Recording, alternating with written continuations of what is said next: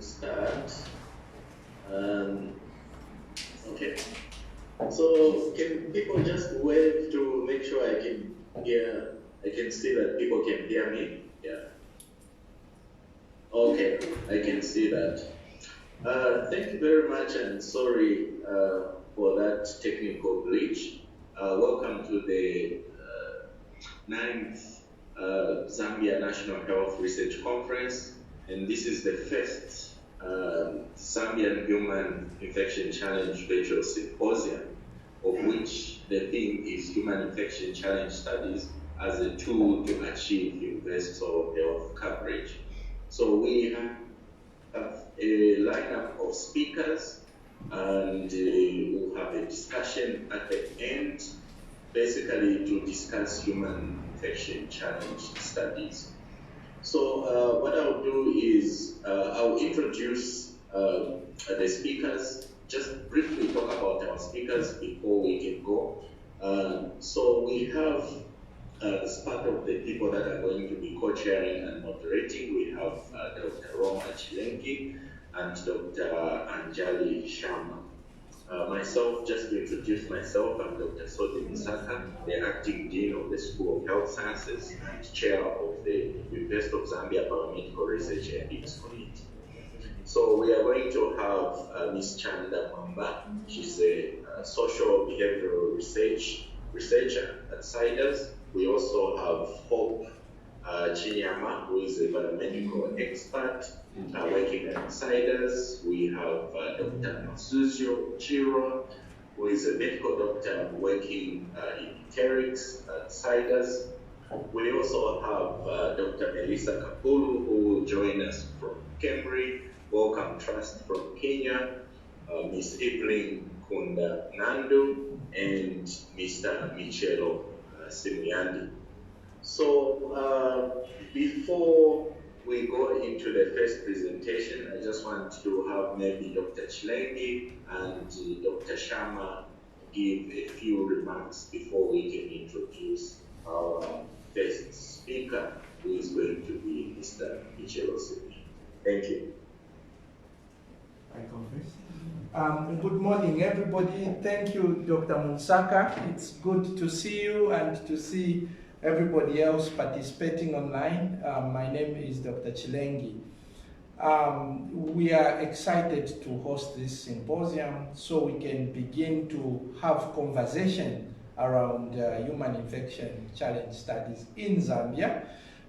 We think as a group here at CIDRZ that this is a topic that has been denied us for too long, so we decided to bring it up ourselves so we can start to have conversation about this topic, because it is the kind of work that we think is important for research progression in this country, not for the sake of just progressing research, but so we can participate in particularly vaccine trials that will test and evaluate products that are good for purpose and good for the population.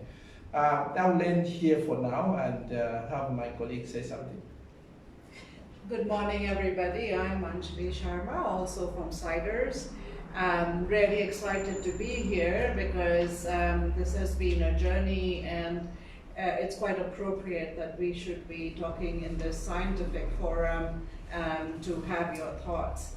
We are really honored to have Dr. Munsakai as our chair.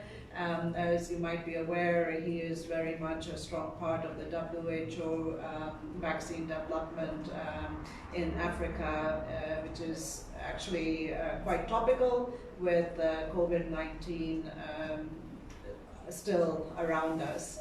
So thank you very much, and I really look forward to an interesting morning. Yes.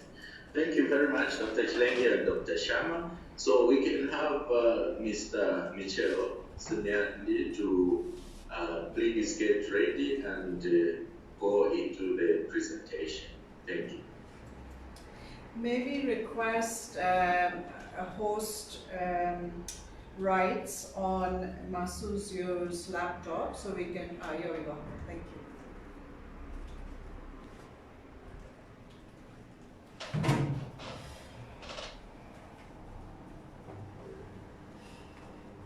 Good morning, everyone.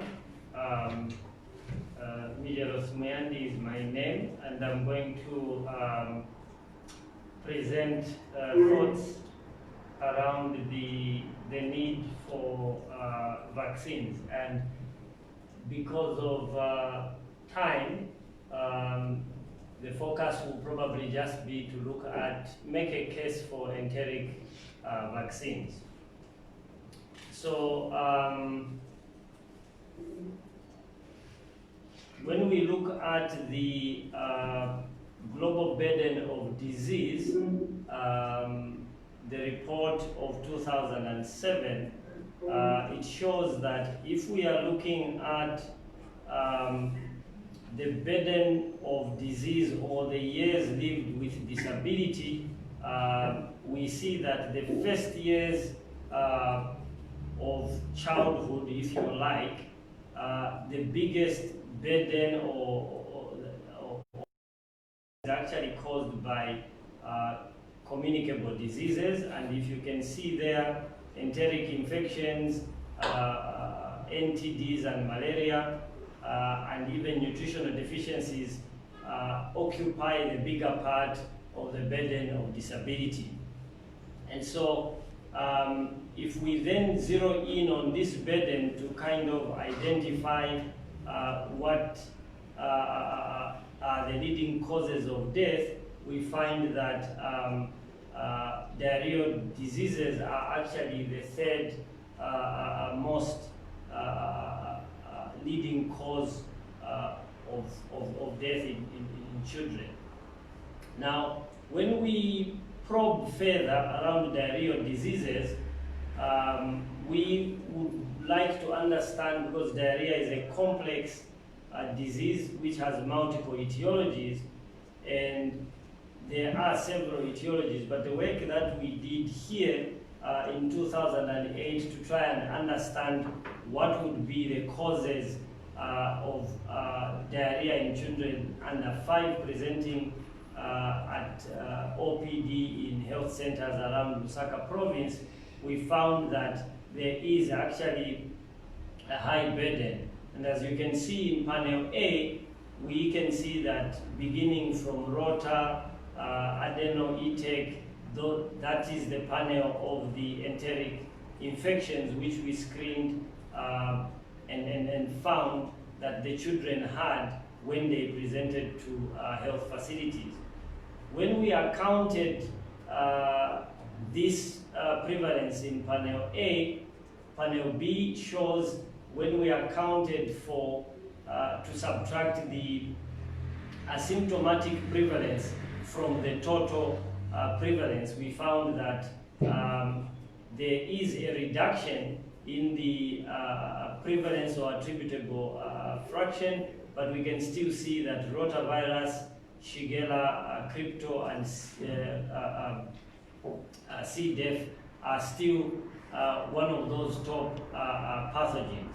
But then the question that we ask, therefore, is that, is there anything more to this diarrheal infection that we need to be aware of? So having an enteric infection does not only end at diarrhea, which is dehydration. There are several other effects that the enteric infection will cause. So COSEC and group described a conceptual model of what would happen when you are exposed to a pathogen.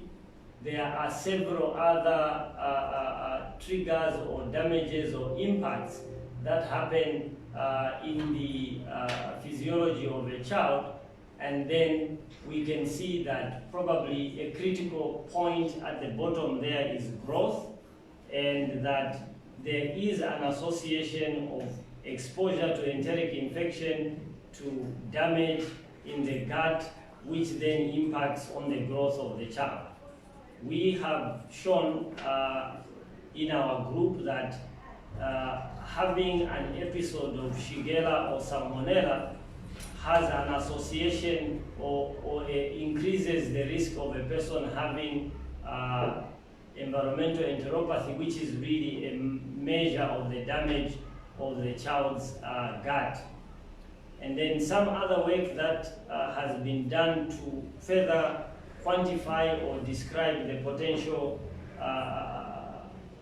effects of enteric infections have linked this to poor vaccines, to childhood growth, which is stunting, and also some have further linked this to cognitive development and other later life associations to obesity, diabetes, and other syndromes. So we can see here that while we are talking about diarrhea as one unit, when we look at it, one episode or 2 episodes of diarrhea that a child has other potential downstream effects. And so if we are to intervene and reduce diarrhea prevalence in children or incidents, the best way to do this is to use improve water, sanitation, and hygiene. And by this we mean that it is really trying to prevent disease-causing microorganisms and separate those from invading the host.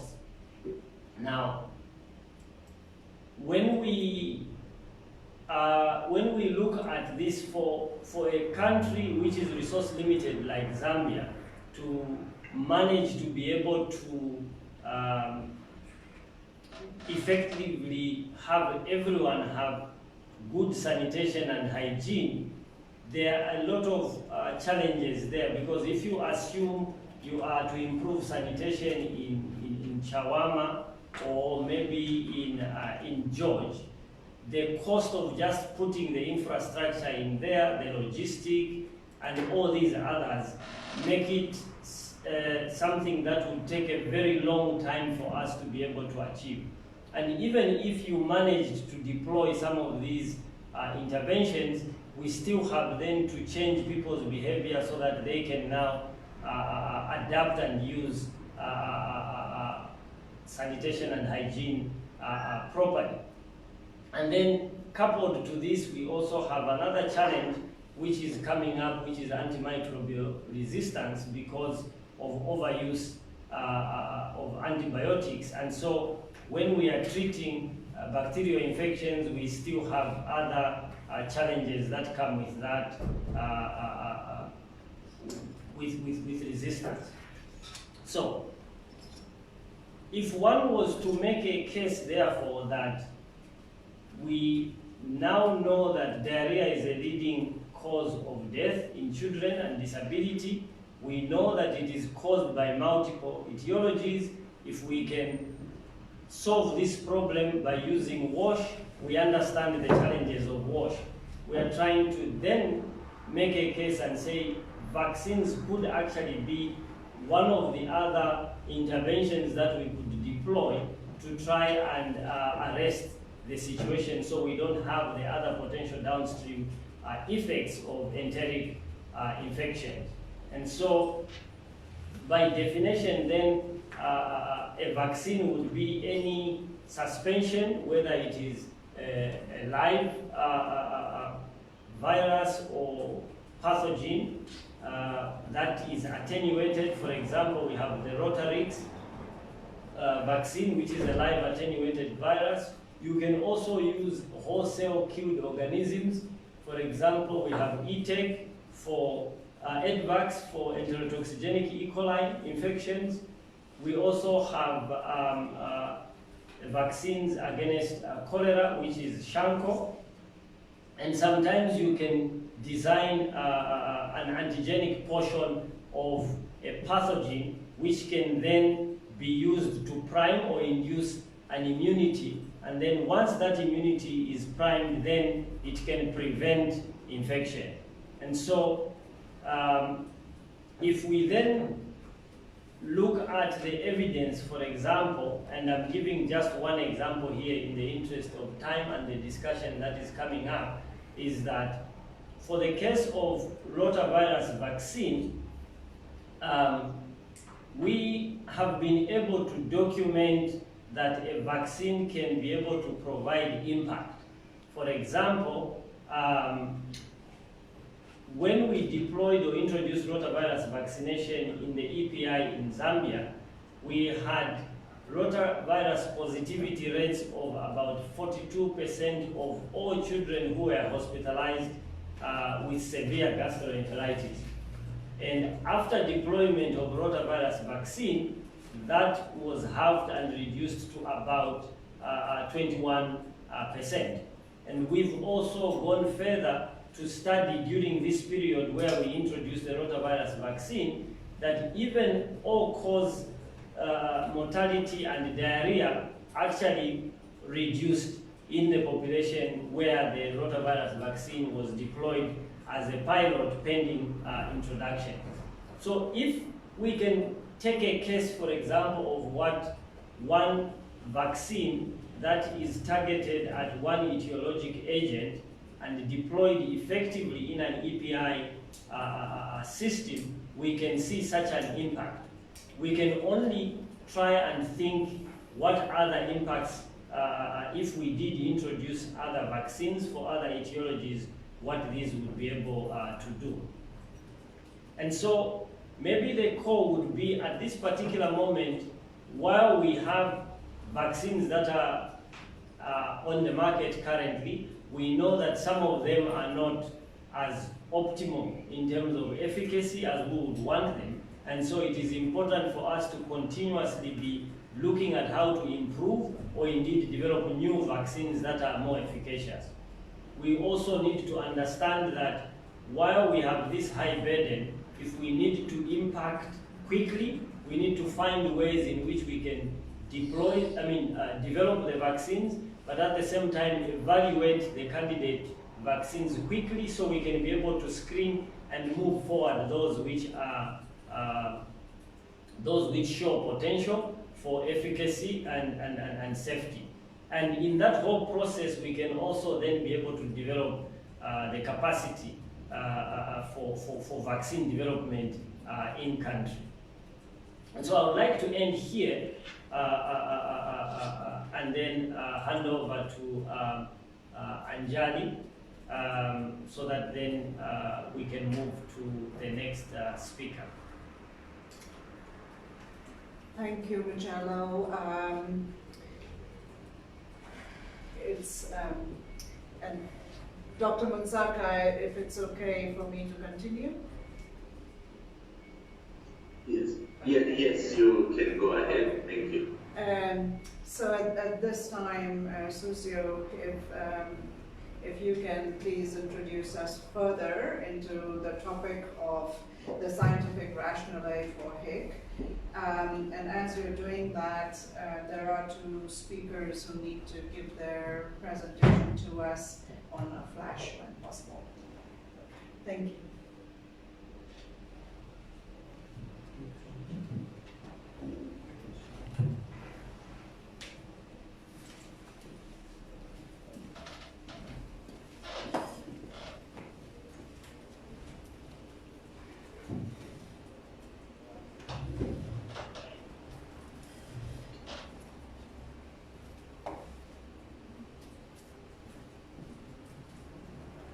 Good morning, everybody. My name is Dr. Masuda, and I'm a clinical research fellow here at the Center for Infectious Disease Research in Zambia.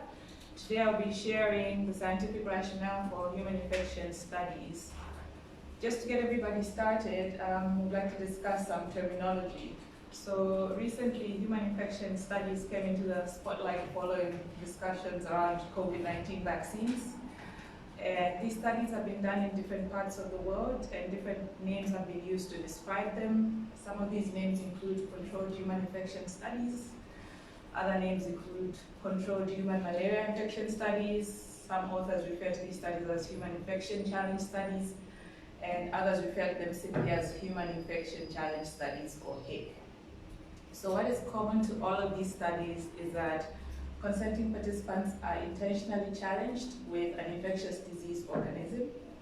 This organism may be close to a wild-type organism and pathogenic, or sometimes it can be attenuated from the wild-type and have less or no pathogenicity, or may be genetically modified in some manner. So in order to understand the scientific rationale for human infection studies, it is important that we discuss conventional vaccine development pathways and the different stages vaccines go through in the development stages.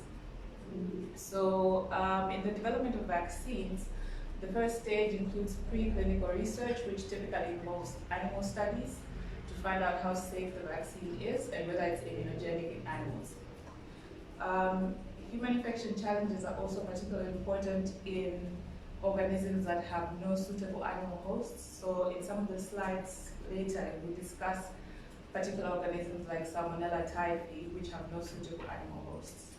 So after the vaccine has been shown to be safe and immunogenic in animals, these vaccines then go on to phase 1 clinical trials. Phase 1 clinical trials typically focus on safety of the vaccine and involve few cohorts of consenting adults. Once the vaccine is shown to be safe in phase 1 studies, they then proceed to phase 2 studies with a slightly larger cohort and assess immunogenicity of the vaccine in these adults.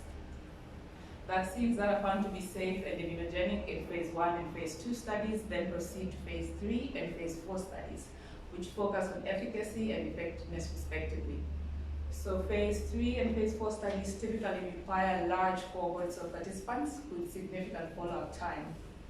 And typically what they involve is randomized controlled trials in which participants receive the vaccine and they're followed up for a specific amount of time to allow natural exposure to the pathogen of interest.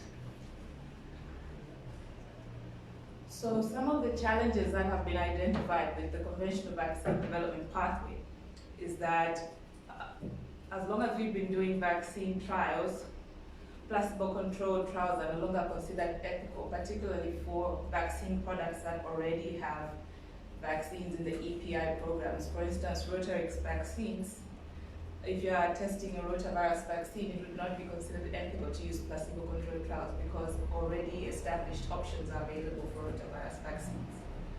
Also, phase 3 and phase 4 studies, as I mentioned earlier, typically require large numbers of participants, which have cost implications for participant follow-up. Another important consideration is our inability to predict timing of outbreak diseases, for example, cholera and COVID-19 outbreaks. So as has been discussed recently in the media, COVID-19 is one of the big discussions around, and we are unable to predict the timing of such outbreak diseases. So could human infection challenge models be the answer to these? So this slide just illustrates what could be possibly done under human infection challenge studies. As you can see, there are various applications for human infection challenge models with different pathogens.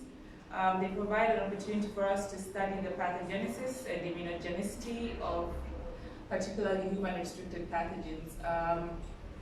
They also provide an opportunity for us to study correlates of protection and as well as accelerate vaccine development by providing supporting data for licensure and up selection of promising candidate vaccines. So this is just a summary of some of the human infection challenge studies that have been done.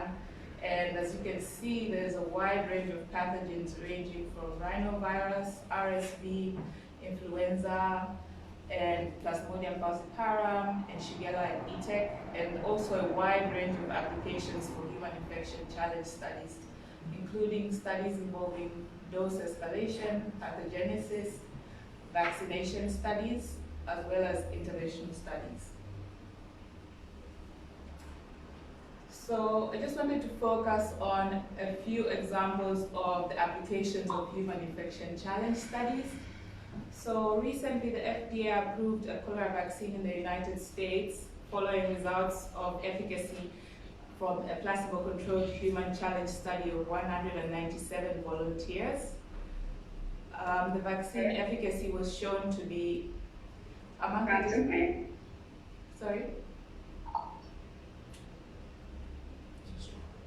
Among participants who received the vaccine was shown to be 90% efficacious compared to those who did not receive the vaccine. And following this, the FDA approved the vaccine. Another important example for human infection challenge study applications is the example of typhoid. In 2015 and 2016, a group at Oxford conducted a human infection challenge with Salmonella typhi. And based on findings from this study, the vaccine was shown to be efficacious and later went on to be assessed in phase 3 trials that are currently ongoing in Malawi and Nepal.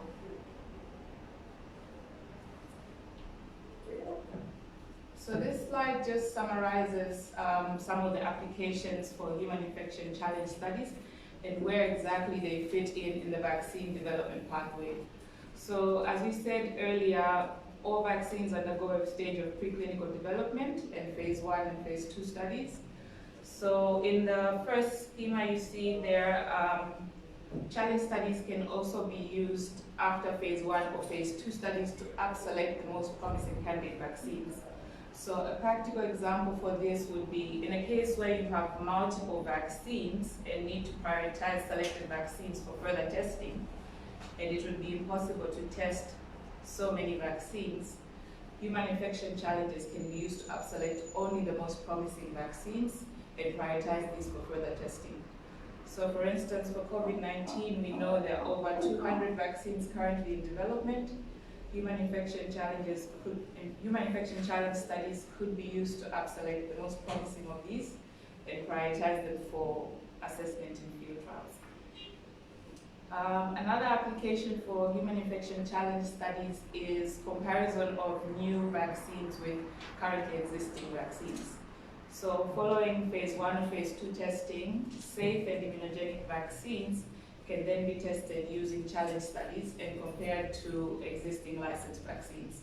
If the challenge vaccine is shown to be superior or at least non-inferior to the licensed vaccine, then it would be safe for it to proceed to field trials and possible licensure for the superior vaccine.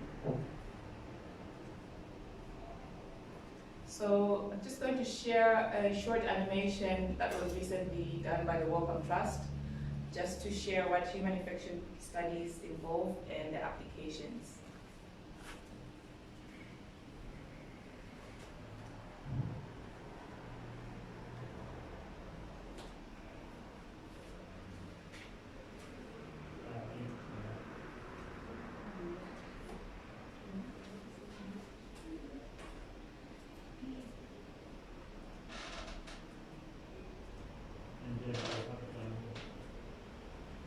It's for her to unmute.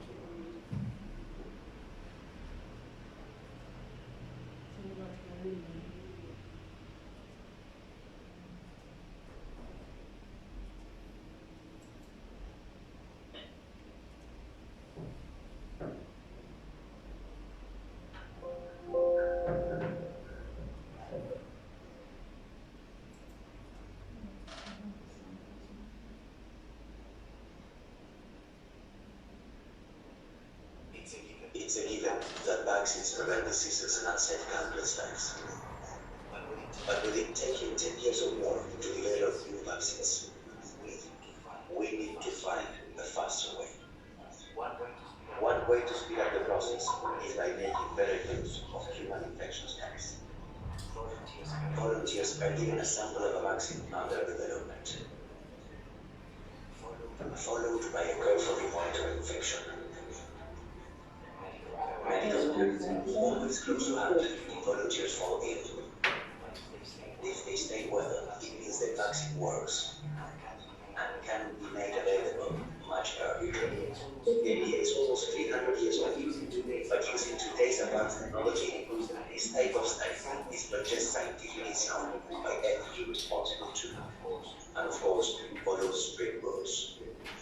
Human infection studies show huge promise in infecting diseases, like typhoid and malaria. But to develop vaccines most effective for people at risk of disease, we need to test them on those most at risk.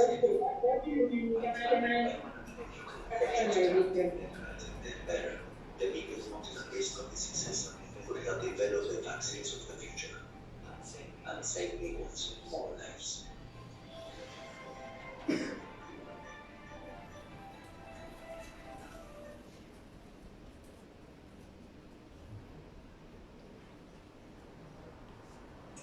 Thank you.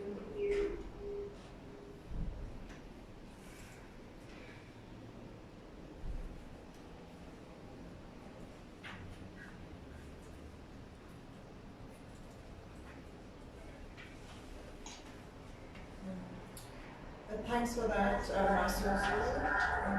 Sorry.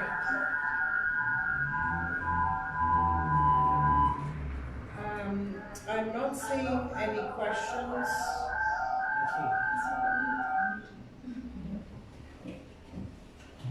I'm not seeing any questions in the chat box. Please feel free to type in there so that we can be efficient in the Q&A sessions. In the interim, I will ask both Evelyn and Chanda to please come to the laptop so that we can move easily between sessions. Are there any... thank you, Alvin.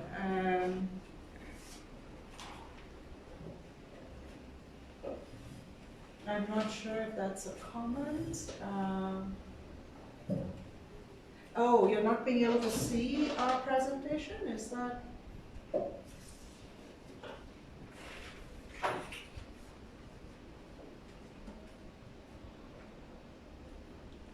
Alvin, I'm not sure what the comment is.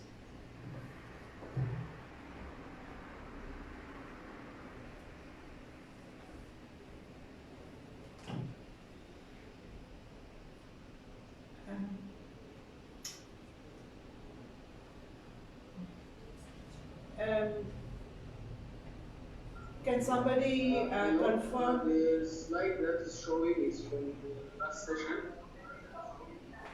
Oh, okay. Were you able to? Slide showing this. Were you able to see the video? Yes, this one I'm able to see. Yes. Oh, okay. All right. So at this time we are inviting questions, even as we wait for our next speakers. It would be great if people can type it into the chat box for efficiency's sake. In the meantime, I'll let Evelyn start.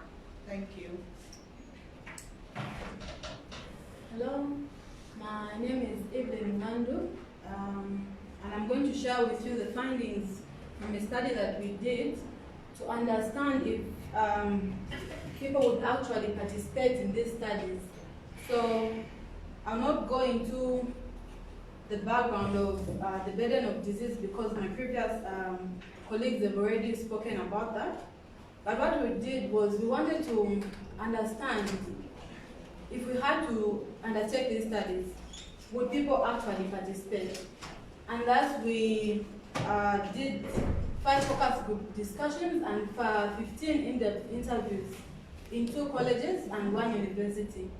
And the inclusion criteria was that the person had to be above 18 years old and they had to sign a written informed consent, and they had to be willing to undertake or to undergo the study procedures. So what we found was that participants considered typhoid as a serious disease, and some said that it is transmitted through fluid or fecal matter from person who has the disease, and others said typhoid is for those people who live in areas where hygiene levels are very low, and it is among people who are in shanty compounds or those people whose sanitation levels are also low and the economic status is also low. Just some quotations from from the participants, like this one said, through food, the foods that we eat, water, and close contact with a person who's infected. And the one said if sanitation levels are low, are not maintained, like you have those toilets, bathrooms, yeah, if they are not properly properly maintained and hygiene levels are down, someone may just find him or herself infected with the disease. And when we asked them what his was, most of them didn't know. They didn't have an idea of what HIP actually was. And they were not, for those that had an idea, they were not certain that what they knew is actually what we were talking about. So like this one said, I don't have much knowledge on them, but I have heard about them. Then this other one was clear to say, I've never heard about it. So we went further to find out if they would actually participate. And we showed them the video that we showed you earlier on. And some were willing to participate in these studies if we had to conduct them. Then some said they had to really go back and consult their parents. Others who were in school said they had to consult their lecturers. And some were scared to die or to get sick, so they wouldn't participate. So the concerns that were coming out of this study from our participants were that others were fearing to be separated from their families and duties. If somebody is a mother, they were scared to say, I can't leave my children home because if I have to go into a facility and be there for some days, then that I cannot do. And some of them were concerned about the access to care. If actually they were infected with typhoid in this case, how much do we as CIDRZ, if we're going to undertake those studies, have the personnel to actually take care of them and make sure that if they are sick, their infection is cleared? And some were scared to have severe disease and side effects or dying, or actually the vaccine not working, which is them actually being sick. So they gave reasons not to participate or to participate, which included the competing priorities, which as I mentioned earlier, their parents refusing, them being not trusting the study or the vaccine efficacy, and then if they had to participate, it's for the money, for monetary compensation, and others say they'll do it for the love of others, even if they don't gain, as long as the vaccine works and somebody else in the future has to use it, then that is fine, they'll participate. Then others were eager to be part of the team that actually comes up with a vaccine in Zambia. So like good research for development of medication that can be used. Then this one said, but if it were up to me, I think I would do it for the money. So like this one was clearly saying I would only do it for the money. Then there was an interesting quote from one of the participants who had lived in a place where there was actually Ebola. And this one said, yes, I was against it, the study on Ebola vaccine. Right now, the disease Ebola is in my hometown, in my province. People are dying. If they tell me to try it, I will do it. I have seen people die. A husband dies and gives it to the wife, who passes it to the son, and it goes on passing from one to another in the family. So if they bring it, that is HIP, and say, let us try it on you. We inject you with Ebola, then try to cure it and see if it would work. I will do it because I know it's a bad disease.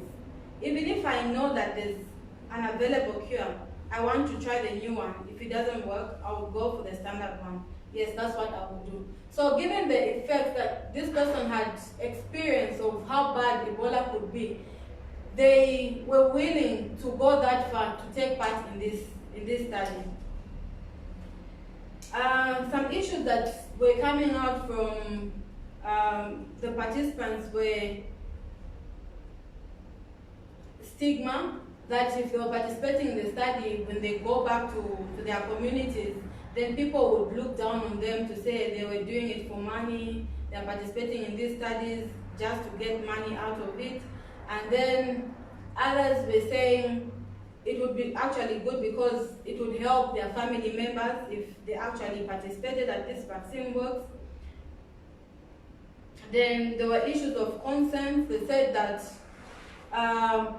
informed decision making should be what should happen in these studies, that people should be given enough information that even when they say that I want to participate in the study, they know what they're actually going into. And the researchers should be qualified to deal with all the issues that would arise when undertaking these studies. And when with the inclusion and exclusion criteria, people were actually saying that people should be taken to the lab and checked to make sure that there's nothing else that would go wrong. They're fine as they're going into the study, in that they should be healthy participants. So the other recommendations that the participants gave were that the study should not be facility-based, in that people should be coming from home and then coming to the study site and everything is done there. And the site should not look like a hospital, that should look like a home or a 5-star hotel. And then the community should be sensitized so that those who would be participants would know what they are going into. So like this one, they say there should be an education or something like that, where people are informed and taught for the people to be willing. Because people can't just come and they are told we have to try it on you. If they are more informed about it, they'll be willing to do it. So what we have, and then even if these people were going to be infected, the participants were actually willing. This is what we found. They were willing to participate, given that the information that is given to them is adequate for them to make an informed decision. And they are given time to consult people that they trust, like parents, lecturers, and then compensation also should be given, like they should be compensated for actually taking part in the study, and they should be assured of care for lifelong injury, in that they should be taken care of for the rest of their time, of their life. That's what others say. But then others say that there should be, if anything happens to one participant and they are injured, the people that depend on them should be taken care of. So what we recommend is that we'll continue with our engagement processes with other stakeholders.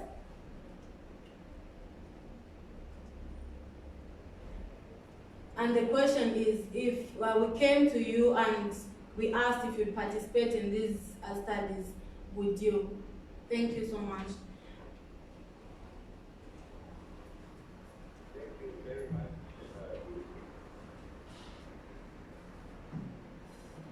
So now we'll go into compensation issues. We are going to have a presentation from Chanda Mamba. She's a social behavioral researcher with CIDRZ. She actually coordinates the social science research group. So Ms. Chanda Mamba, you can get ready. We have a chat box where people can post questions and these can be answered via text so that we try to get time. Okay, you can take it up. Thank you. Thank you, Dr. Munsakai. I'll take you through, the controversial issue of compensation in human infection challenge studies, and this issue is controversial and debated in different settings, both in low-income settings and also in high-income settings.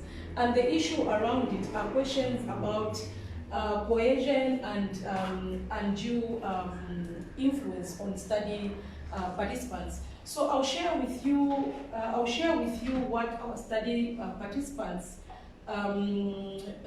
proposed, or their thoughts in line with compensation during the exploratory study that we conducted. In discussing compensation, three key questions arose from the study participants, and those were in line with what participants should be compensated for, what form the compensation should take, and the value of the compensation. Okay. When we look at what participants should be compensated for, most participants stated that they should be compensated for the burden of participation. And this burden was explained in relation to side effects, the time they would be taken away from their normal activities to participate in the study, and the emotional burden that the study would present.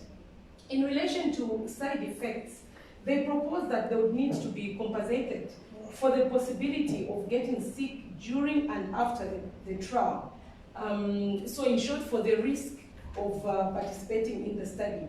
They also thought that they should be participated if they fall sick even way after the study, so long as there will be evidence, so long as there will be evidence linking their sickness to the study. And indeed, they thought that that would be evidence that the vaccine did not work. In terms of time away to participate on the study, they thought that they needed to be compensated if, for example, it would make them leave their work to be able to participate in the study, so that loss of income, and also the inability for them to participate in their usual family commitments. They thought that is something that also needed compensation. Almost all the participants talked about the emotional burden that participation in the study could bring about, and they did mention that this was inevitable, as family members may worry about them participating in the study, and also the social isolation for the studies that would require them to be confined for some time in a certain area, would also bring about psychological and emotional stress, and indeed the loss of freedom that they would experience due to study requirements, and the potential stigma that they could face from community members if they found out that they participated in the study and, like my colleague mentioned, and questioned their motive for participating, especially in the event of severe side effects. I have a quote there from one of the participants in the FTDs, and they said they would want to be compensated for two things: loss resulting to death during trials, death. The second is suffering from the period of time you are distanced from home and your family. Okay. What form should the compensation take?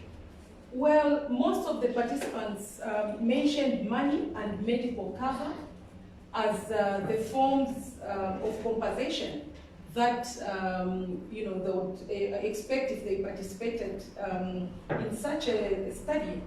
And for the monetary compensation, they suggested that it would be paid to their families, maybe even in their absence while they're participating in the study, or even afterwards. As you know, we did this study with university and college students, so they said they would want part of the payment to go to their tuition and also for personal use. Others wanted compensation in the form of medical cover. Others stretched it to long-term medical cover to be able to cover for any unforeseen long-term side effects. One of the participants stated, if any complication comes up, compensation should be there in terms of all health costs that may be required to work on that complication to get me better. We went further and tried to understand what value they would want if they participated in such a study. I must mention that most participants found this question really hard to explain, and they stated that it was a very difficult question, and they gave mixed views. Some people, mentioned that they would want, to receive very high value. Others said they would prefer low compensation, so that to ensure that participation would be, voluntary, and people would not be drawn to participate in order to receive a huge payment. Others stated that they were unable to state what they would want to receive until after their experience, because they thought that compensation, the value of the compensation should be based on the experience, the actual experience that they undergo while participating in such studies. When we asked the ones that were able to quantify were in two streams. Others said the compensation should be, as low as, I beg your pardon, as low as 300 to 500 US dollars, while others stated that, due to the risks attached to participation, they would want to be compensated as high as 38,000 to 76,000 US dollars, while others maintained, like this participant too, that it's quite hard to say. This is human life, so I do not know what compensation I can attach to it. This ends my presentation on compensation. I hand back to Anjali and Dr. Munsaka to call out the next speaker. Thank you. Thank you very much. You can see a number of questions that are coming on the chat box.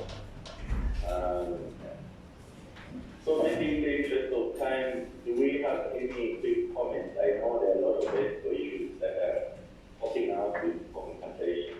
So maybe Anjali, on that side, any quick burning issues before we now go into the ethical and regulatory issues with home?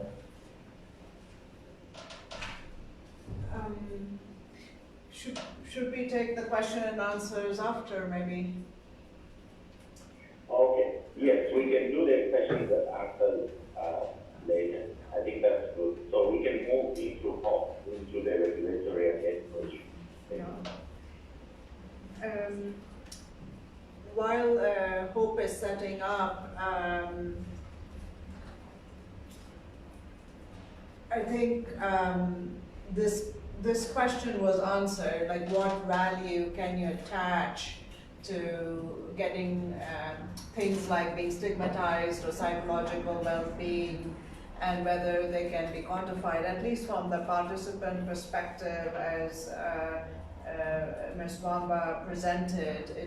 They can't see that.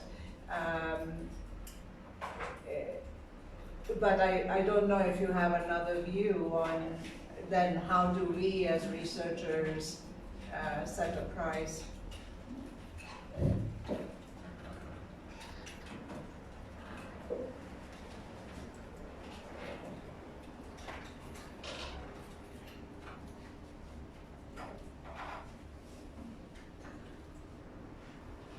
So, Dr. Munsaka, we are still waiting on HOPE for a few minutes. So I was trying to sort of pose the question on how do you put a price on the psychological and social costs when participants are unable to name what would be adequate.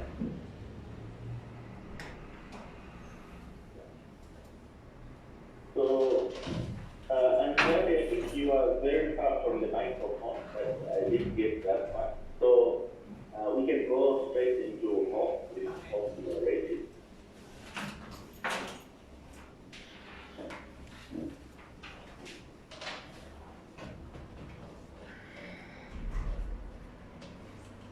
Okay, good morning everyone. Can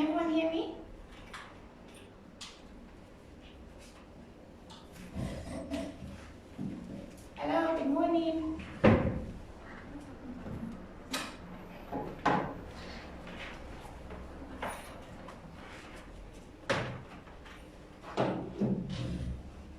Hello, good morning. Can everyone hear me?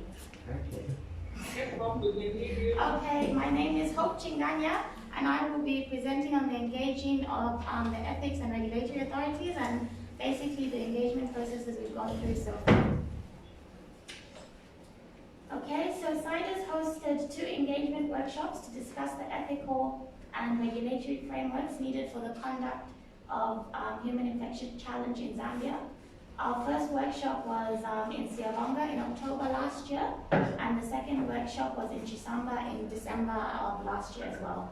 We met with the ethics and the regulatory authorities in Zambia, namely the Biomedical Research Ethics Committee, ZHRC, the National Health Research Authority, the Zambia Medicines Regulatory Authority, and the National Biosafety Authority. We also had other stakeholders join us for the workshops.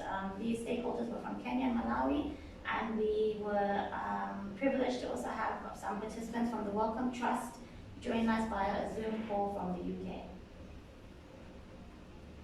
Okay, so some of the workshop objectives included to understand the views, expectations, and experiences of ethical and regulatory bodies and other stakeholders involved in HIC, to identify core ethical issues for HIC implementation in Zambia, drawn from the experiences of other LMIC countries, which would include Kenya, and their implications of HIC in Zambia, and also to develop modalities to address the issues that we discussed from the lessons learned during the workshop. So the topics covered during the workshops were the benefits and need to conduct HIC in Zambia. We had group discussions that were conducted to identify any methodological issues that could impact HIC implementation and outcome. So with this, each group was asked to reflect and imagine if they were participants and what they would consider issues to participate in HIC. We also looked at any HIC plans we have in Zambia, the risks and burden of participation around HIC. We looked at ethical consideration, particularly compensation, which my colleague has gone through. We looked at what levels and models to use when arriving at a rate for compensation. We looked at participant and community safety, as well as the scientific overview of the challenge agents. And then lastly, we looked at recommendation in the next steps for building a platform to conduct HIC in Zambia.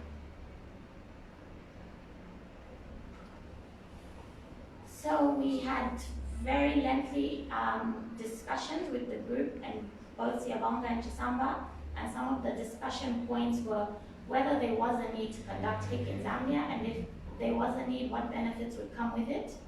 We looked at where we are in terms of capacity. Are we able to conduct HIC studies in Zambia?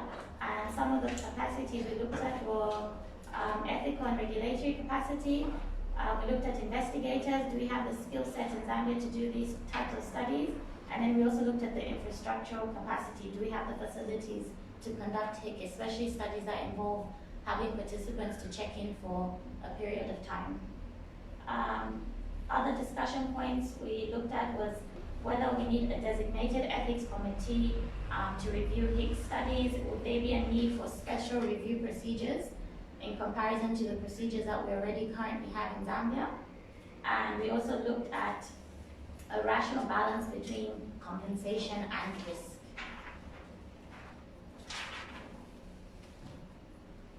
So some of the recommendations and the outcomes that came out of our workshops was that the consultation with our regulators provided guidance for further activities to engage with the public and to develop an ethical and regulatory framework to conduct HIC in Zambia. We basically had to look at the framework that we have now and see whether we would need to make any amendments or changes to the current regulatory framework in order to conduct HIC in Zambia. We needed to consider whether the proposed HIC is warranted, and in particular the risk-benefit ratio, including social harm, must be considered as we look at HIC. We looked at the choice of challenge agent or pathogen. This must be based on the reversibility of the infection, past experiences, and also certification of good manufacturing practice. In other words, we need to consider whether the pathogens are treatable. We also looked at the target population. Should the population be drawn from a population at risk of disease? Okay, we also looked at the fact that researchers must ensure informed consent is based on comprehensive understanding of the risk, and it requires things like compensation for burden of participation. The information sheet should also look at access to care and provision for study-related injuries. The consenting process should also look at provision for safety and privacy and comfort if required to be in residence. And lastly, it should look at the withdrawal and the exit procedures to preserve individual and community safety. We looked at participants and whether they should be followed after his completion and for how long they should be followed to ensure their safety.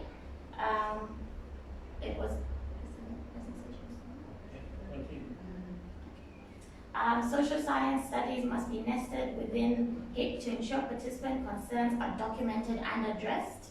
And the researchers should engage with parliamentarians, universities, researchers, and potential participants to avoid circulation of misinformation.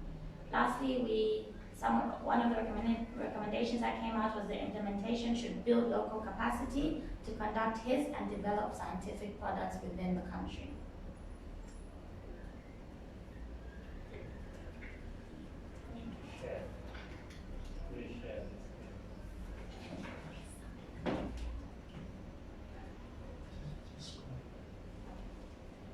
Apologies, we're just trying to reshare the presentation, the slides, so just give us a few minutes. I'm on actually my last slide, so I can just finish off with the conclusion as Masuda brings back the slides. So overall, it was perceived that HIP would be beneficial because it put fewer people at risk and shortened the time to the development of products and interventions critical to achieving global health goals. The team already is experienced when it comes to vaccine studies, and the capacity for lab assays is already domesticated here in Zambia. However, as HIP requires deliberate infection with a challenge agent pathogen, our ethics and regulators advocated for heightened vigilance to assure participant safety, including good ethical and clinical practice with regulatory, ethical, data safety, and community oversight. It was also suggested that extensive screening be done for inclusion criteria.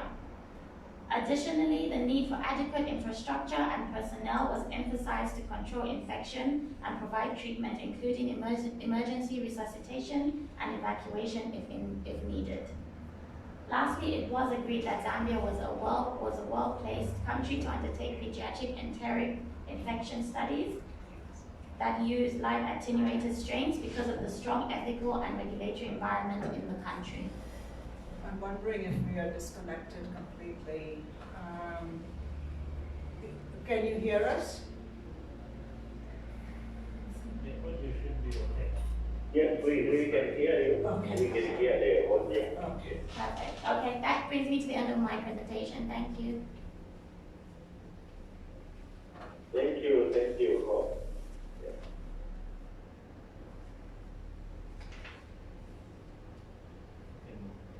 So you can set up, we can see the laptop is up now. So we can go into the next presentation. We are going to learn from the experiences of colleagues from Kenya. Is Dr. Nakuru, and is she on the call? Is she there to start the presentation? Yes. Yes, she is here with us actually. We are fortunate to have her in Zambia. She's here.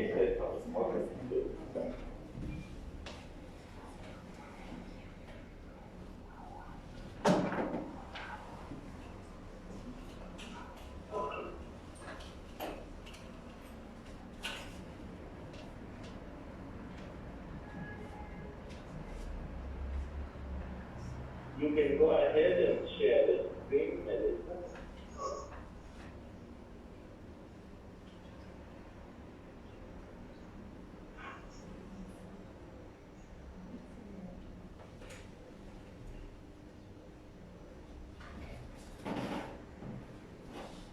Thank you very much for inviting me to speak. My name is Melissa Kapulu, and I'm based at the Kevin Wellcome Trust Research Program in Kenya.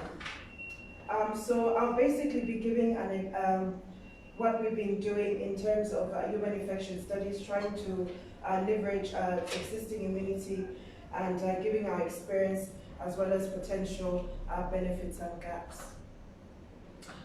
So this is just to show that we've had, I think this is a slide that kind of needs to be updated, but I think since this was drawn up in 2017-18, I think the number is now hitting up to about 23,000 volunteers worldwide who've been infected with a range of pathogens.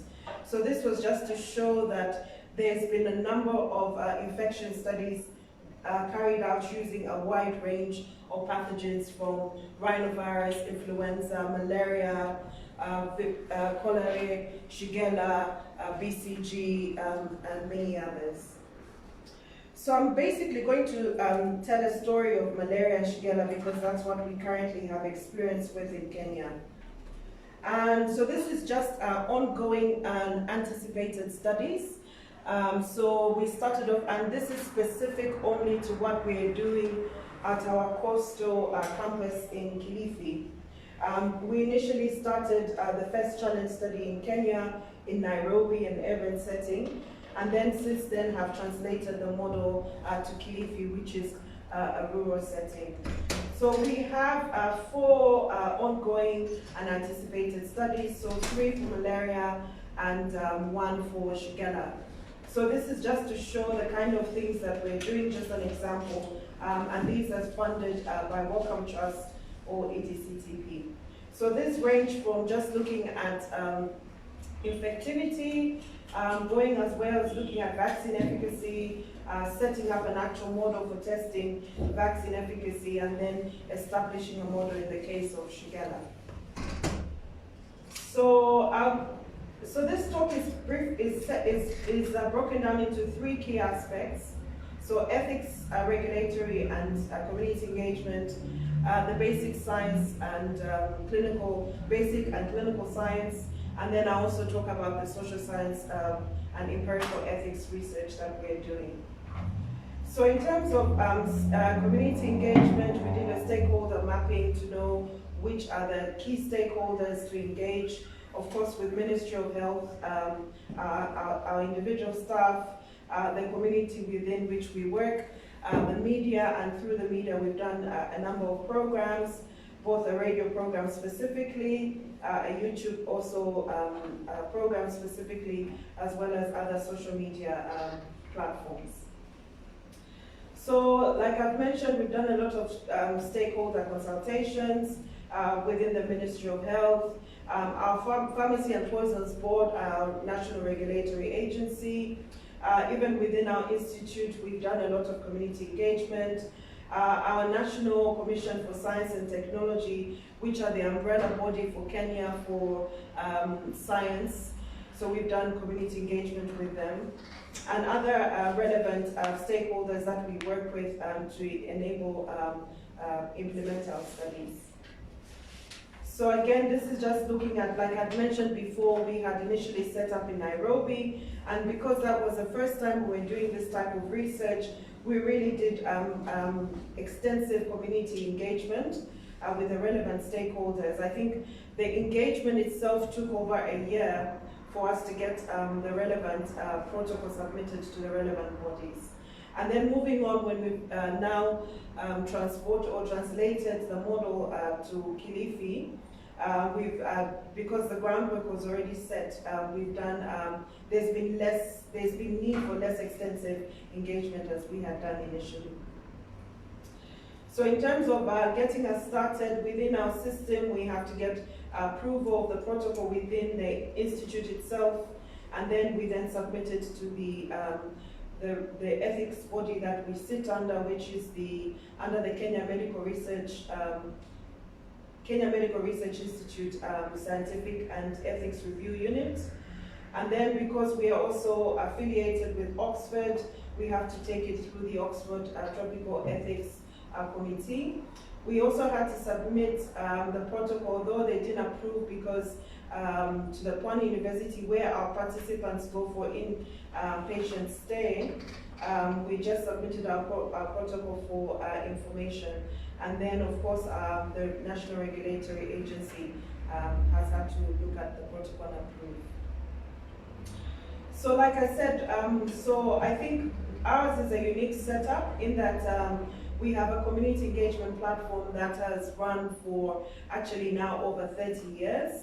So we have an extensive program where we're able to reach out to communities that we work with.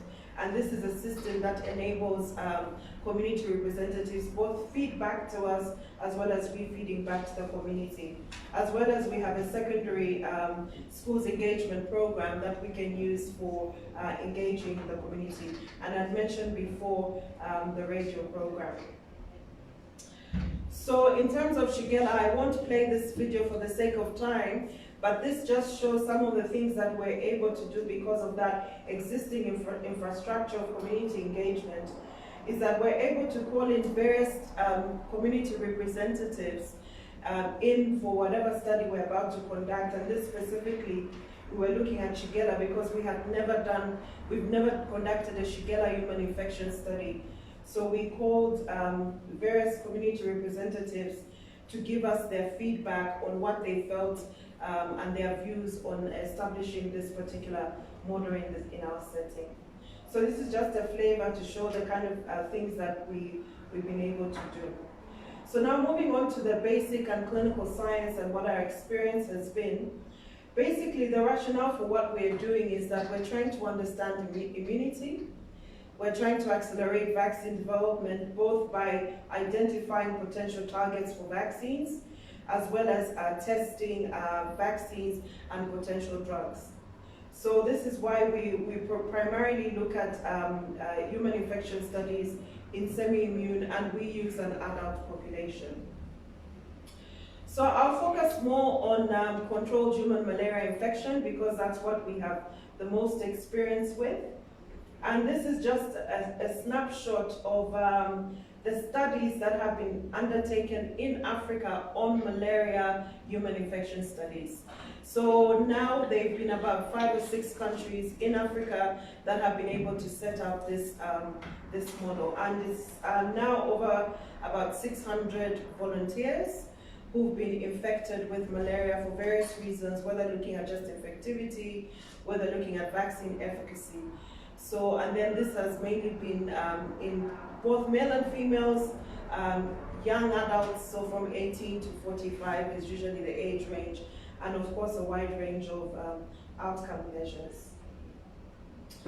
So the role that CHMI plays in malaria vaccine development in our context, we believe is that it plays throughout the life cycle of the parasite.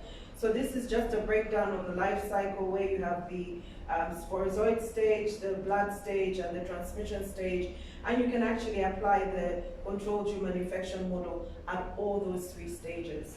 So in our setting in Kenya, we are actually applying the human infection model at all these 3 disease stages. So we have a study that, because of COVID, we're not able to start this year, but we have a study where we're looking at efficacy of an RTSS-like vaccine, where we're testing it in a human infection model. And then we set up the study that was just looking at infectivity at the blood stage, and we're also setting up a study that is going to have it's basically a transmission model where we're going to infect individuals and then look to see how they can transmit malaria to mosquitoes, and then that we can use for testing vaccines or understanding immunity. So now this is possible for malaria because a company called Scenaria has been able to actually produce these infective sporozoids. So the stage that a mosquito injects into a human being, and they've been able to clean this up, GMP, produce it, and vial it up, and you can actually use this in a needle and syringe to infect individuals.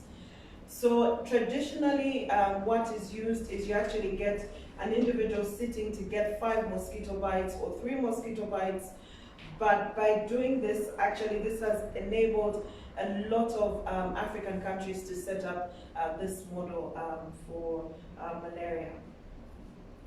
So this is just a case study that I'm going to show, which is actually, to date, the largest malaria infection study done to date. And what we were basically trying to do is understand the role of pre-existing immunity in relation to how the parasite would grow. And then a sub-question in that was to try and identify potential parasite targets that could be prioritized for third generation malaria vaccines.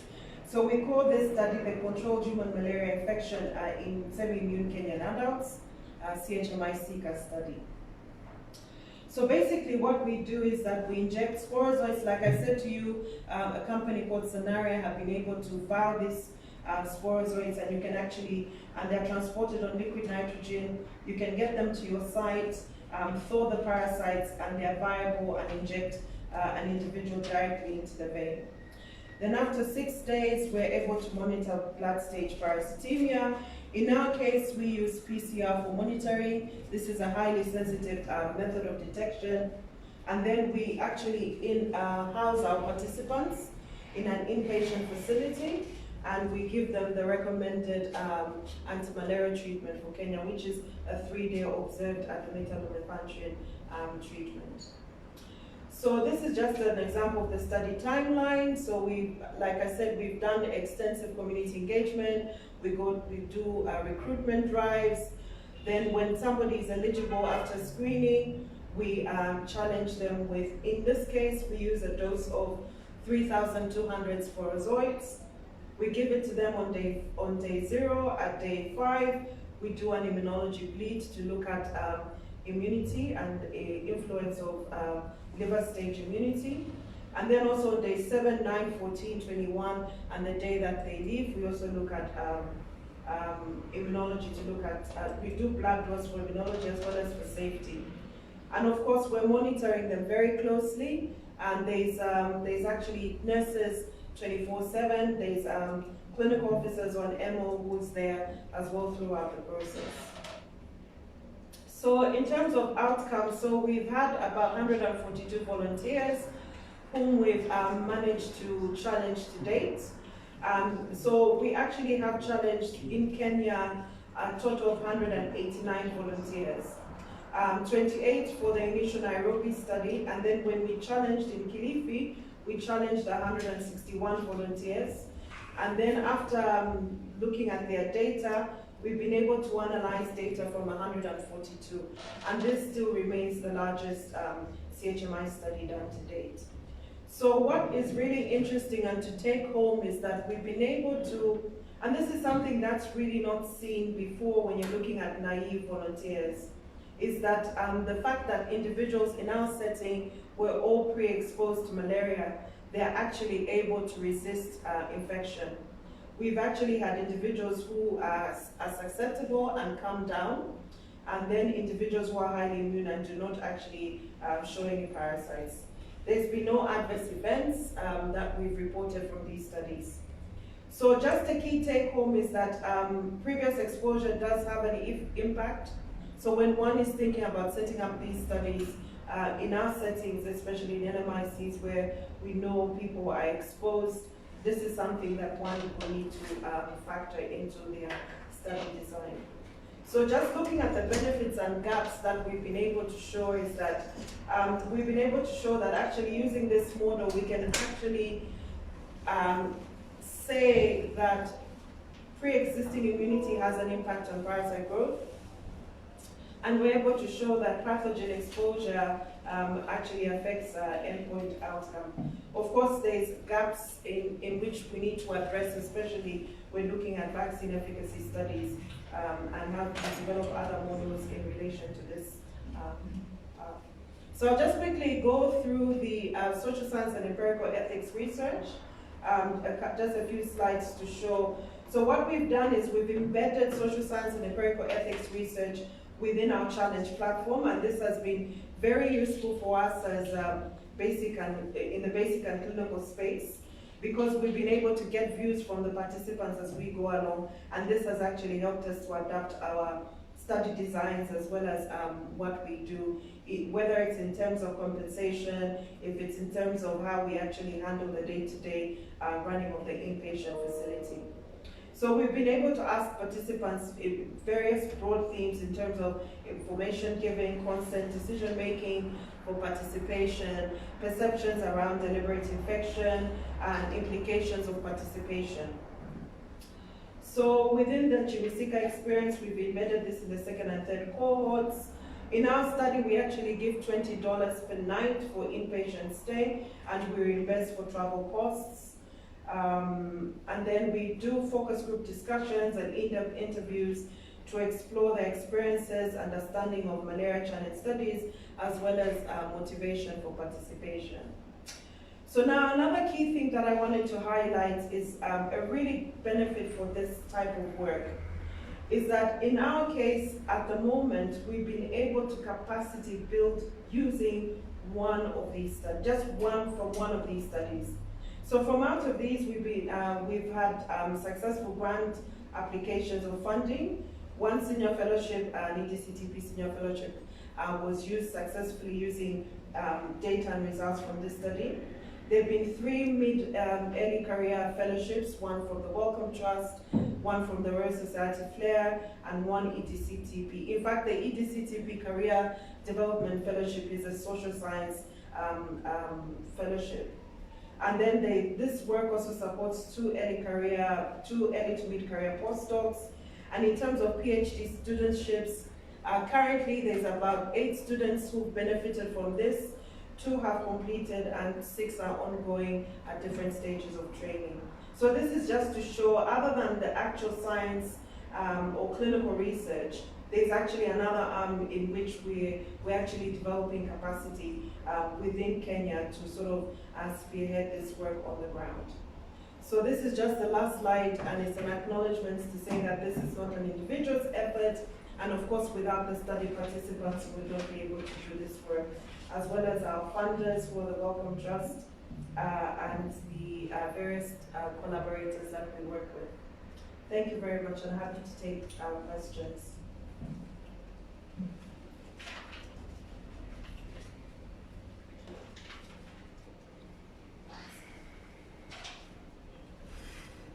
Thank you, Melissa.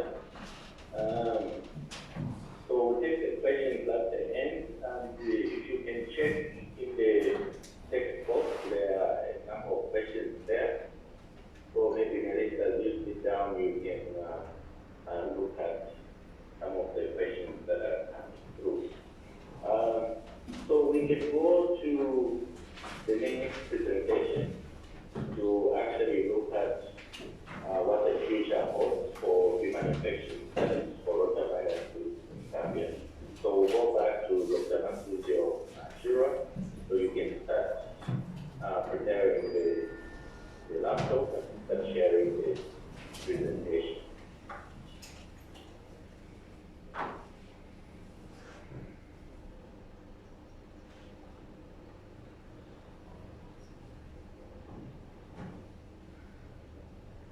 So as they are preparing the presentation, Melissa, do you have a comment on the chat? Are you able to see the message? Yes. There's a question from Charlie on why the Philippines team used Sonei as opposed to other Shigella subtypes. Yes, I've seen the questions. Can you hear me? Yes, we can hear you. So the reason why we've gone for Sonai is that we've actually looked at what serotypes are present in Kilifi.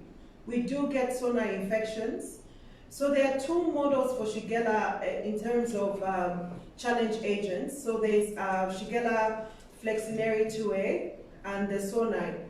So the reason why we went for the Sonai is that within our study, there's another question that we've embedded in there, is to try and compare responses that you get in a naive population with responses that we will get in our endemic population. So our collaborators have done these studies in naive populations, So we're trying to look to see how comparable and compatible can we establish the model in an endemic population versus a naive population. And then I think there was another question that was asking whether the work is published. We've got 2 publications on the social science, so happy to send links on that. In terms of the basic and clinical research, we've got 2. We've got 1 in preprint, and we've got 1 submitted. So I'm happy to share the links for that as well. Okay. And maybe quickly on the virulence, is it comparable with the other subtypes in terms of virulence? So that's a good question. So when you say virulence, it's difficult to say is it comparable, because I mean a pathogen will establish in a host depending on a number of things, and one of those things is immunity as well. So in terms of virulence, it is infective, but the outcome, the disease outcome, is what then is dependent on several things, including immunity. So we do get, sorry, for the malaria one, we actually do get individuals who succumb and are sick. So and what we've actually found that in those individuals, they actually have far much less immunity compared to others. All right. Okay, thank you. Now, Dr. Shiva is ready for the presentation. You can go ahead now, Dr. Shiva. Thank you. Good morning again, everybody. I'll just be speaking about prospective plans we have for HIC in Zambia with respect to a rotavirus vaccine model.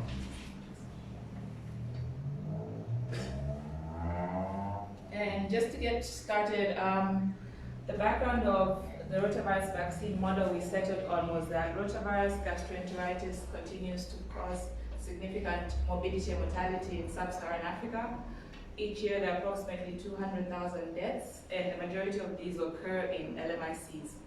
With the global rollout of rotavirus vaccines, including RotaTech and RotaRx, we've been starting to see the impact. As Mr. Simiandi alluded to earlier in his presentation, all-cause diarrhea mortality has reduced substantially since these vaccines were rolled out. Currently, there are 4 live attenuated oral rotavirus vaccines, which are WHO pre-qualified. These include RotaRx from GSK, RotaTech from Merck, RotaVac from Bharat Biotech, and RotaSil from the Serum Institute. However, there is still a need to develop interventions and strategies that will increase efficacy of the currently licensed vaccines and also develop improved vaccines against rotavirus. This figure just illustrates the performance of rotavirus vaccines in LMICs compared to high-income countries. I apologize, the resolution is not as great as it was hoped. But basically what it's showing is that rotavirus vaccines repeatedly demonstrate poor effectiveness in LMICs when compared to high-income countries. And this is from Kazambaya in 2018. So some of the solutions that have been suggested to address this suboptimal rotavirus vaccine performance in LMICs is to consider an alternative route of administration. So for instance, switching from oral rotavirus vaccines to injectable rotavirus vaccines. This has led to the development of next generation vaccines against rotavirus, one of which includes the non-replicating rotavirus vaccine, a parenteral subunit VP8 vaccine, which is currently being tested. So some of the hurdles to switching from oral to injectable vaccines is that these vaccines that are currently under development need to be tested, and as we alluded to earlier, it's difficult to justify placebo-controlled efficacy trials currently, and there are also other limitations associated with the conduct of classical randomized controlled trials, which include time and cost and the number of participants that would be required to answer the questions. So our rationale for considering non-replicating rotavirus vaccines is summarized in this slide. It's just a comparison of what these 2 vaccines have to offer. Currently, live oral rotavirus vaccines have been beneficial in LMICs, as we said. However, their efficacy ranges from around 40 to 50%, and there is a residue burden in LMICs. Factors that have been associated with this include maternal antibodies, co-infection with other pathogens, environmental enteropathy, and co-administration of OPV. As you know, in our EPI schedule, rotavirus vaccines are co-administered with oral polio vaccines. Also nutrient deficiencies, and also just host genetics of the people living in these countries, including Zambia. In addition, we anticipate that oral rotavirus vaccines are actually on the higher side in terms of cost. So for NRV candidate vaccines, it is anticipated that the parenteral administration of these vaccines could avoid intestinal barriers that oral rotavirus vaccines must overcome. And also NRV candidate vaccines are projected to be less than $1 per dose, which we are hoping will be cheaper than the current oral rotavirus vaccines. And also another potential benefit of NRV candidate vaccines is that they could be co-formulated with current EPI vaccines. So this could facilitate delivery and also reduce the cost even further. So currently what has been done in terms of testing non-replicating rotavirus vaccines, the phase 1 studies were completed in South Africa in 2015, and they went on to phase 1 and 2 trivalent studies in South Africa, which were completed in December 2017. So the next phase of vaccine assessment for NRV vaccines would involve either human infection challenge studies or field trials, which would be phase 3 and phase 4 studies, as I mentioned earlier, before they can be licensed. So what we did is we went ahead and conducted a pilot study just to assess the use of live attenuated oral rotavirus vaccine as a human infection challenge agent. Our pilot study also sought to evaluate the use of minimally invasive samples, particularly stool samples for vaccine virus shedding as a measure of vaccine-induced mucosal immunity, and also oral salivary fluids for rotavirus-specific antibody measurements. This schematic just summarizes our study design. The study was an exploratory observational cohort study, and 22 infants were enrolled from an EPI clinic at our facility. They received their first dose of rotavirus vaccines at 6 weeks, and 1 month later they received the second dose of rotavirus vaccine, which we considered the challenge agent. We also collected blood, saliva, and stool samples from these infants to assess vaccine immune responses.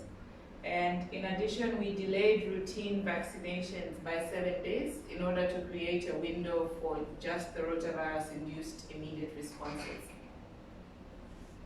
So the results from our pilot study showed that there was a reduction in vaccine shedding following the second dose of oral rotavirus vaccine compared to the first dose, and there was a positive correlation between serum and saliva immune responses to rotavirus-specific IgA.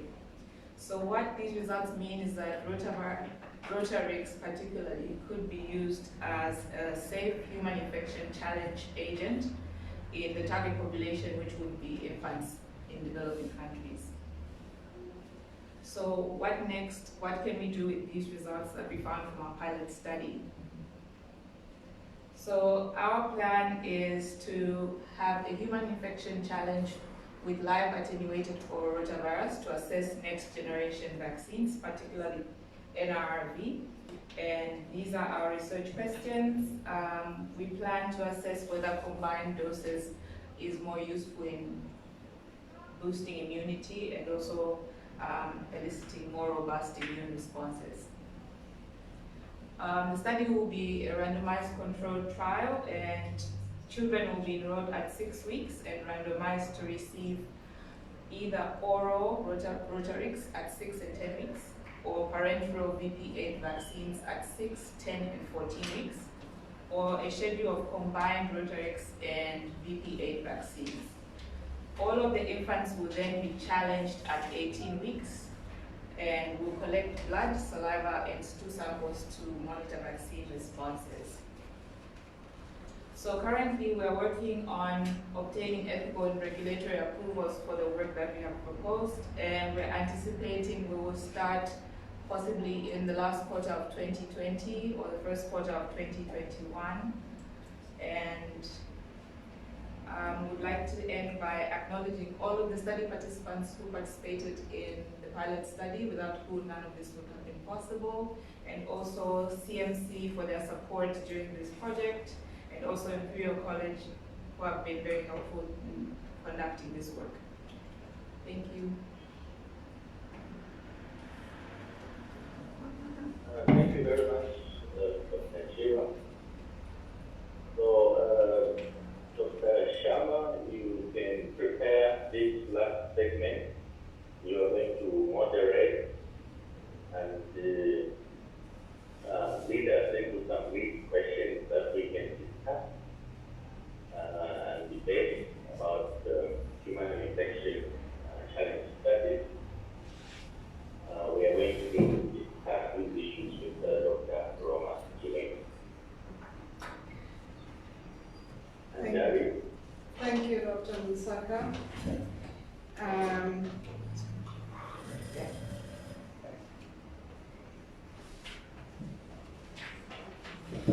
I'm also handing over a question that was asked to Masuda, Dr. Chira, which time permitting, I hope she'll be able to answer. It was posted on Facebook, so it's not on our chat box. Just to set the stage a little bit for the discussion, we've been talking about HIC for the development of vaccination, and right now it is definitely on the forefront. There's a race to have a vaccine ready, and Oxford University has received funding to conduct a HIC. Which has raised many questions in minds that are greater than mine for sure. Sorry, where is it? Frozen. Okay. We have, okay, the screen is frozen. I have a nice photograph of the team to show. There we are. It's helped me shape some of my thinking, as well as some reading that I've done to sort of think about what does it mean when you are getting a coronavirus vaccine. So firstly, there are lots of risks. We are still learning a lot about what is coronavirus and how does COVID-19 manifest. The presentation seems to be getting different over time. It's also, as we know, quite severe, causing death and for others needing intensive care, including young ones. So there's also no kind of profile, specific profile, and there's no rescue treatment as we know it. As yet, we don't know what the sequelae will be. We are 6 months in, we don't know in another 6 months what lingering effects there are. And of course, the biggest risk is person-to-person transmission, not just through aerosol, but also droplets. So it's going through the air as well as sitting for a long time on surfaces, which is why here we are, sitting in this room, all with our masks on. So the WHO has put out an advisory. They have thought about this. And some of the recommendations are, let's start with the low-risk participants, 18 to 25. They don't have any known cardiovascular disease or NCDs or obesity. Make sure that the inoculum is prepared well and injected well. Make provision for immediate care if needed. Follow up for 1 year and more. And to prevent community transmission, make sure that we are in high-level isolation units, and people may withdraw from the study, but they may not leave this unit until it's been established that they do not have any infection. There is also another opinion about how this should be done. It requires biosafety level 3 labs to make sure that the virus is well handled. There is also control for airborne infection, access to ICUs. As Melissa had mentioned, there is the concept of an escalating dose. So you start with a low dose for about 3 weeks, wait for 1 week recovery, and then go for a higher level of tolerance to see where you get the best cost benefit. So it raises the question of, can such a HIC be done given all the risks and all the high requirements? And what I would love to hear from both Dr. Chilengi and yourself, Dr. Munsaka, is the conduct of this coronavirus HIC, which has been planned for the UK, and perhaps in other high-income settings, but not in settings like ours, does it reflect and perpetuate global health inequities?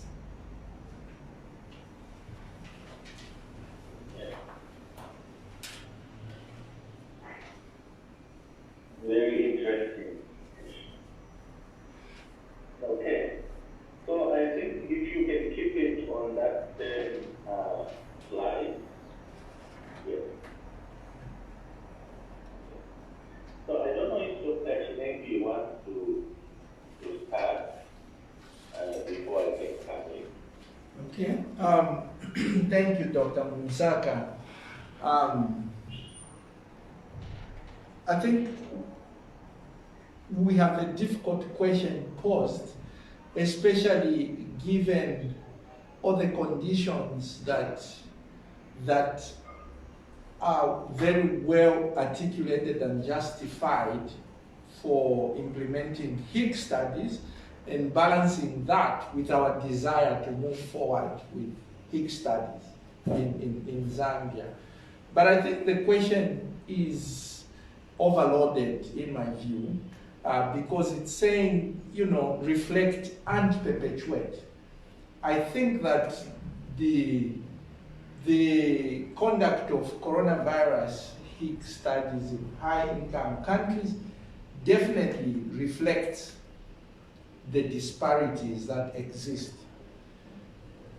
But in 2020 today, I would not say it perpetuates the disparities, because I think that we as LMIC country residents and scientists are coming of age, and I don't think that it should be, I don't think that it's a fair sort of accusation to the world or to whoever it is to say that you are perpetrating the global inequities. Rather, it should be up to us to mitigate and begin to play the game. So I think the fact that this is happening in Oxford clearly reflects that they have the capacity to do that. We don't. That's why we are not able to meet the requirements for a safe HIC for a virus such as coronavirus. I would like to, so I don't preempt all my thoughts, I think I would like to end there for now, for Dr. Munsaka to also comment before. So let me chip in with a few thoughts. In terms of what we know about human infection models, SARS coronavirus is slightly different, and this is why we think their approach should be slightly different for 3 reasons. Number one is it's a novel virus with no specific treatment or vaccine.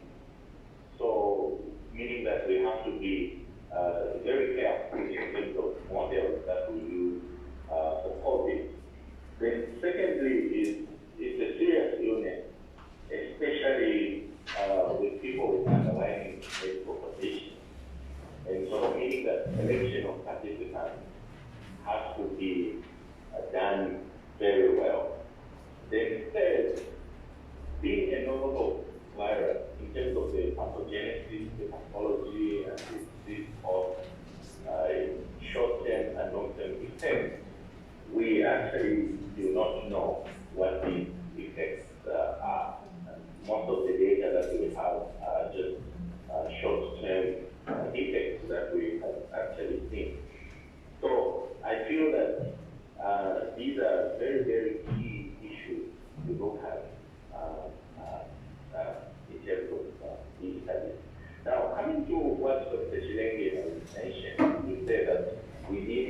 have these studies in our setting, and that scientists, we are maturing, that we can actually start participating or conducting these kinds of studies.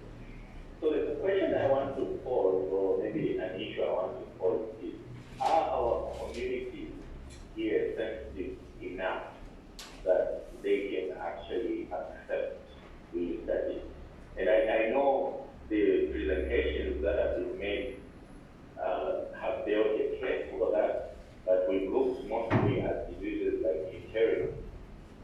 But for COVID, do we think that low and medium income countries can be receptive to that? Maybe let me stop here. Thank you.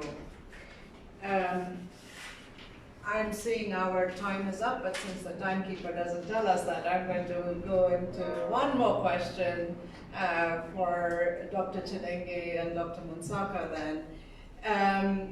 I am hearing that, okay, the community may not be ready for this, and we may end up creating more fears and anxieties if it were to be done here.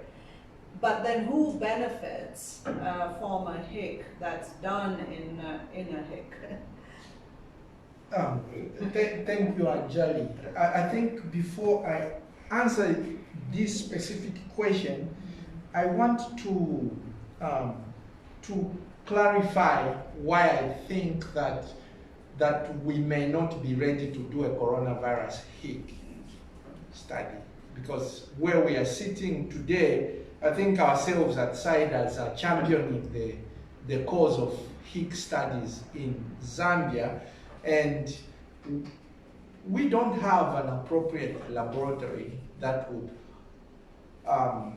handle a pathogen like coronavirus.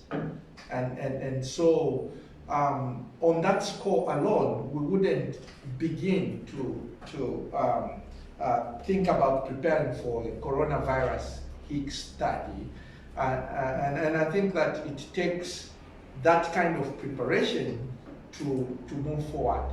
And so in the context of rotavirus, we've been handling rotavirus left, right, and center. We are very comfortable with that, and that's why we are able to move towards HIC in that space. And I think that for most pathogens, the evolution has to be as such, because you need a core team of scientists who are very conversant with the pathogen. And I think Dr. Munsakai talked about coronavirus being a novel pathogen. And if you look at the WHO criteria for pathogens to use in HIC, you need to have a very well characterized pathogen. And in this case, we actually, from our context, really are, I think, behind in the pace or the race at which coronavirus is getting understood as a pathogen. And so I think while it is desirable, I think there is time and space between where we are and where we can rightfully begin to think about that. Now, community engagement is, I think, a solemn duty that we have as researchers. As we learn these new things, we then have to engage the community so that we bring them along. I think in my more than 20 years experience doing research, I think that we have a mixed position as researchers, because communities are actually otherwise very compliant if they are given the things that were being recommended. If they are given enough information, they are given a justification why something needs to be done, usually they will come along. But I think it becomes a problem when we assume that they will be fine with it and we just go. And that's why I think, particularly for HIC studies, the burden on the researchers is very high to educate and bring along. And I think it takes time and consistency to get them convinced. Let me end here for now. Yes. Thank you very much. Just to answer the question that Anjali asked, who benefits from the aid? So COVID being a pandemic, it means that everyone does benefit. But however, when you look at globally, much of the disease burden has been in Asia and Western countries. And so meaning that those would be the countries or the people that will actually benefit more. But then again, when you stratify it further, you will actually see that particular minority populations, for instance, if I look at the US, you find that Hispanics and African Americans have disproportionately been affected by this. So meaning that those are the people that will actually benefit more from this disease. Then lastly, I want to comment that in terms of the experience that we have seen, and this is just a generalization, here in Africa, particularly here in Zambia, most of this disease has been actually been very, very mild. Of course, only a small segment of people that we have lost, particularly people with underlying conditions. So I think that's how I would actually answer that question. So I know we just have a few minutes, so I'll throw it back to Anjali before we can actually go. Can I just comment on the populations to benefit? I'll be very brief.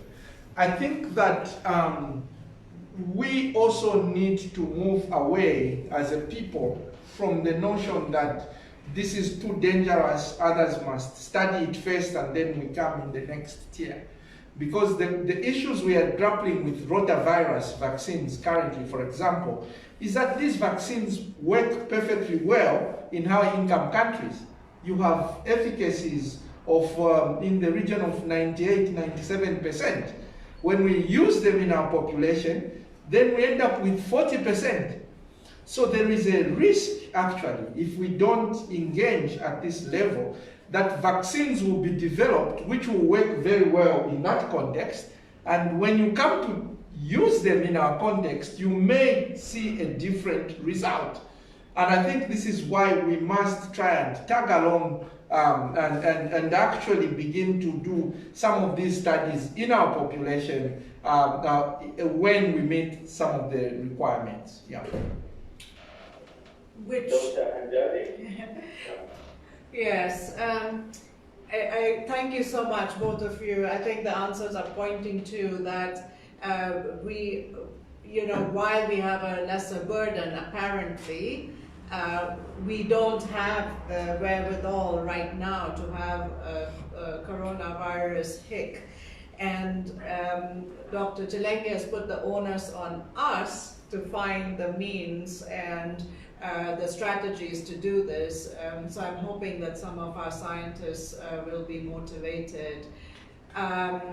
There are some questions in the chat box if time allows, and on Facebook. Otherwise the speakers will have to correspond by typing. So can I let Masuda answer the question on rotavirus? Why is it 40% in our...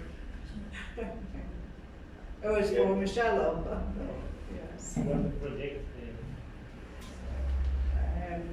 Anyway, in the interest of time, we'll try and see if we can get to the slide. But the question on Facebook read, was the reduction in rotavirus was the reduction in rotavirus-related gastroenteritis from 40 to 21% in patients who received the vaccine, or the partial reduction could be attributed to some of the patients in the remaining 21% not vaccinated? And the question was, this was not clear in the presentation. So the data that we have shown was comparing the positivity rate of rotavirus. So this study was done at the University Teaching Hospital, and in the the surveillance that is set up there, all children who come and are admitted with severe gastroenteritis were tested whether they had rotavirus or not. So before we introduced the vaccination, the positivity rates or the number of children who were positive for rota at the time were 40%. But when the vaccine was introduced, that number has reduced to 21%. Now, we also account that all the children who participated in this study after the vaccine was introduced, we adjusted for vaccination so that we can measure the impact of the vaccine itself. And I think due to time constraints, we could, discuss this further, but it has been highlighted in Masuda's presentation that the efficacy of the rotavirus vaccine, even if it's giving close to 50% reduction, it's actually not very efficacious, or it doesn't perform well in our population, because we've reported vaccine effectiveness around the 40 and 50% as compared to when they are deployed in high-income countries where the percentage is about 98 or in the upper 90s. So that could explain the 21% could be residual effect. It could be other factors, and more research is going on to understand that. And I think that's why we are trying to see whether we can even evaluate an injectable vaccine, which might be more efficacious and effective to further reduce and knock on the 21%.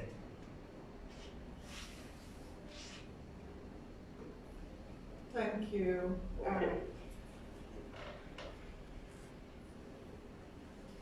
And there was, I think, Dr. Munsakai, you answered quite a bit of the ethics questions, and you'll be able to follow through. There is one which also probably relates to coronavirus if we ever have that hic, which is why are people in society who are well-to-do not usually participants in studies?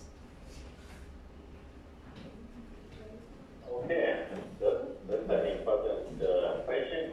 Of course, there has to be the motivation for people to do studies, and as researchers, we need really to sensitize people. Part of the motivation also for people in low-income brackets is that they want to earn money to participate in research. And so it's difficult to ignore people with a high socioeconomic backgrounds to participate in research, unless it's for something that actually affects them. For instance, cancer research, you find that a lot of people in high-income brackets would actually participate. So I think I'll be short in the interest of time, because I know that our time is up. Do you have anything, Dr. Sharma or Dr. Chilengi, before we can close? Just to thank you for chairing our meeting so well. Yeah, and to also thank the audience who have participated in this conversation, and we are saying that watch this human infection studies space, because we are coming, and I think in the next conference we should have some definite results to share from actual human infection studies. Thank you very much to the CIDRZ team, Dr. Chilengi there, Dr. Anjali Sharma, our presenters, Chanda Mamba, Hope Chinyama, Dr. Masuda, Melissa Kampolo, all the way from Benue, Kenya. Thank you very much, Evelyn and Michelle. That was very insightful. And we'll close the session for now. Thank you, and enjoy the lunch. Thank you.